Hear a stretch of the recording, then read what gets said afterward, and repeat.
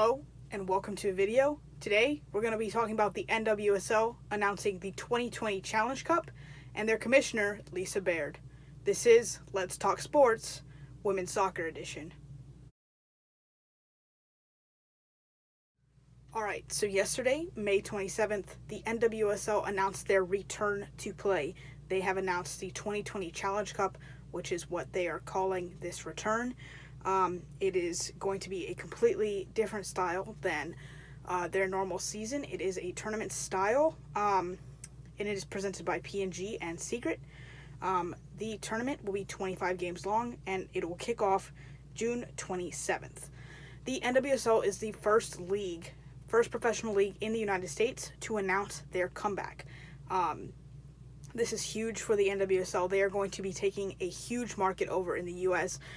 This is basically a goldmine market that if they can attract people to watch, they could be, really headed up the mountaintop with this situation that they're being put in.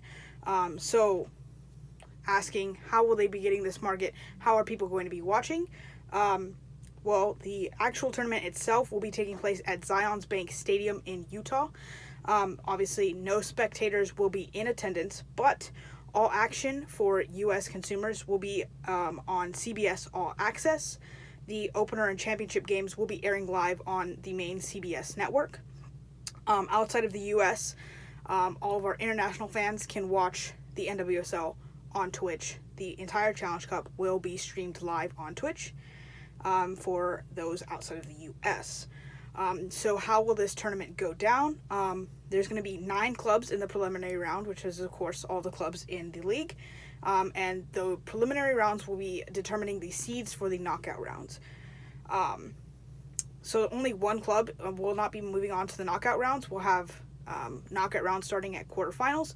I'm very interested to see which team will not move on. It's very easy to say, our usual suspects won't be at the bottom, but I am going to get into my predictions later.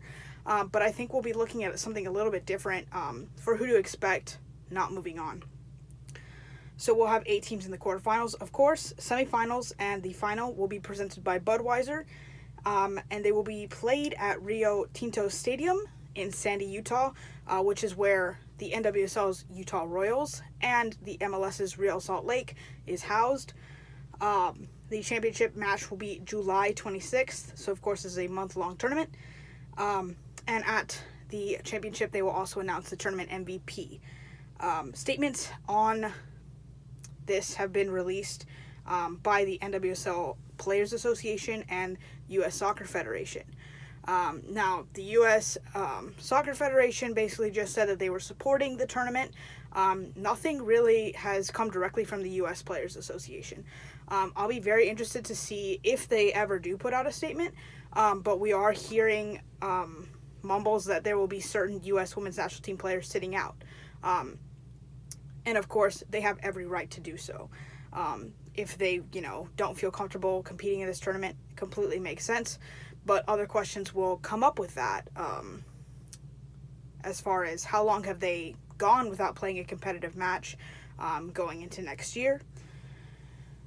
The NWSL Players Association has announced, of course, all of the players are going to have the option to sit out of this tournament, and they will still be receiving their benefits with the NWSL. Some more details that have been announced. 20 players will be on the bench for each team during the games, and 5 subs will be allowed. And then during the tournament, all teams and the team staffs will be housed in one hotel, and a cleaning staff will be coming in every 4 days to limit the exposure there. So let's just get into this. This seems like they are really, really focused on players' health and safety, and just everything that's been coming out from the NWSL Players Association, the NWSL themselves, and coaches that have made statements. It really seems like the NWSL took player health into consideration, and that was the number one consideration, but they also wanted to bring the NWSL back. We know this is a young league, and they have a huge potential for growth here with the Challenge Cup. So I'll be very interested to see how it goes. But it looks very enticing. All right, so continuing on with the NWSL and the Challenge Cup, as we know, in March, a new commissioner was named, Lisa Baird. She took over March 10th, was her first official day on the job, and within that week, here in the United States, shutdowns began happening. So she really had a lot on her plate to get started. So let's just go ahead and talk through what she talked through on the live stream this afternoon on NWSL Facebook. And let's just talk through what she said she wants to get out of both the Challenge Cup and what she sees in the future for the NWSL.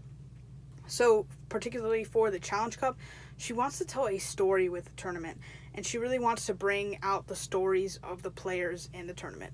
There are so many amazing stories in the NWSL, from injuries to siblings with the Mewis sisters.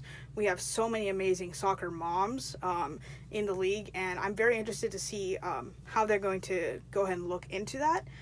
Of course, they have gotten Twitch on board. The NWSL has gotten Twitch on board to stream internationally for the Challenge Cup and, hopefully for the future. And the NWSL is looking to have big ratings here in the United States and looking to give soccer a bigger platform here in the U.S. So all the games on the Challenge Cup will be streamed on CBS All Access. And, of course, the opener and the final will be on CBS Main Network. So Lisa Baird has done an amazing job, and she wants everyone's input. She wants input from the fans, from the players, from the media. Today on her live stream, she kept joking about a commissioner's suggestion box. So go ahead and tweet at her. I'm going to put her Twitter right up here. Tweet at her. Tell her what you want. Tell her what you want out of the league and what you're looking for in the future from the NWSL. I think she's really open to collaboration, not only with the Players Association, but with fans and media. And Tori Huster, who is also on the live later on, she definitely preached that Lisa Baird has been very much in touch with the players and really wants to get their perspective on things. So, of course, the NWSL is the first professional league to return in the United States. This is huge for them, and they can take over a very big market because I think a lot of people are just completely starved for sports content. So they could bring in a whole new fan base. And, of course, the NWSL has done an amazing job with Lisa Baird and her marketing background in getting a bunch of sponsorships. Of course, presenting the Commissioner's Cup is P&G and Secret, and then Budweiser is presenting the semifinals and the final. And of course, they have their big jersey sponsor, Nike. And then they just announced a new partnership with Verizon, and of course, they have other sponsors that haven't necessarily. And of course, they have other sponsors. So one of the big things that was brought up in today's live was that the players do have the option to play. I'm very interested to see how many players are going to sit out, and I'm very interested to see how many big name players will choose to sit out. Of course, as I said earlier, some national team players are rumored to be sitting out. I'm interested to see who, and I'm interested to see if that will have an effect on their play in the future. A lot of players, it's going to be a long year if they choose not to play in the Challenge Cup. Will this affect their status? They've said that they won't lose any benefits as far as pay, but for national team players especially, could this, cost them a chance at making the 2021 now Olympic roster?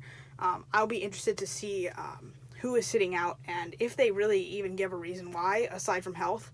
Of course, they're going to be playing a lot of games in a very short amount of time. So, that could be a factor in their decision. I'm very interested to see, who sits out and, of course, respect to them and their decision. If they don't think that they should be putting their health at risk, I completely understand. This is a completely new time. None of us have ever lived through this before. So we have to adjust and be mindful of people's situations and their feelings on the coronavirus pandemic that we are in.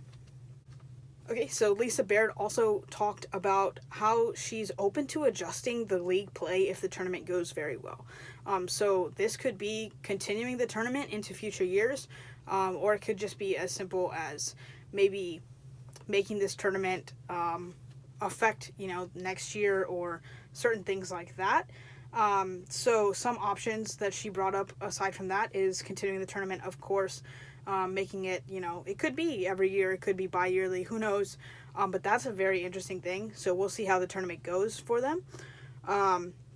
She's also talked about increasing the amount of coverage the NWSL has throughout the year, so she talked about maybe adding a preseason type of deal or a post-season coverage, I guess is what she meant by that. And then, of course, we're going to have a very interesting storyline going into next year, as we'll have an expansion draft because Louisville is coming into the fold in the NWSL as an expansion team. So that will be interesting to see how they adjust to that. Another thing Baird brought up was the adjustment for this tournament. There's not going to be fans in the stands. How will that affect, the teams? One interesting thing that she brought up is the NWSL is going to be launching a virtual cheering section for each team. That is so cool. She said that to be on the lookout for Monday, because that's when details will come out about that. And Monday is going to be a busy day, as we're expecting that Monday will be when the draw is held for the preliminary rounds, and we'll start getting the schedule out for the tournament. So, of course, earlier in the year, people were a little bit upset when the White House talked about, their commissioners' meetings that they were having with, the big leagues. But Lisa Baird has said that she has been on those calls, and she's been in contact very recently with the White House on detail on how travel will be for the international players coming in to play this tournament. And she has said that it is a big deal for her to have the international players in this tournament. And I'm very excited to see where they'll go with it. Some really cool things that she has just brought up about the Challenge Cup. They are going to have a different trophy for it, which, as you know, a lot of NWSL fans have complained about the trophy in the past. So we'll see. Maybe it will actually be a cup, hence the Challenge Cup. I don't know. We'll see. And so they do really want to put more emphasis on the players this tournament and really tell their story. So I'll be very excited to see how they go with that. But let's just get excited. Professional sports is coming back in the United States. Let's be excited for the NWSL and their announcement of the Challenge Cup. This has been Let's Talk Sports, Women's Soccer.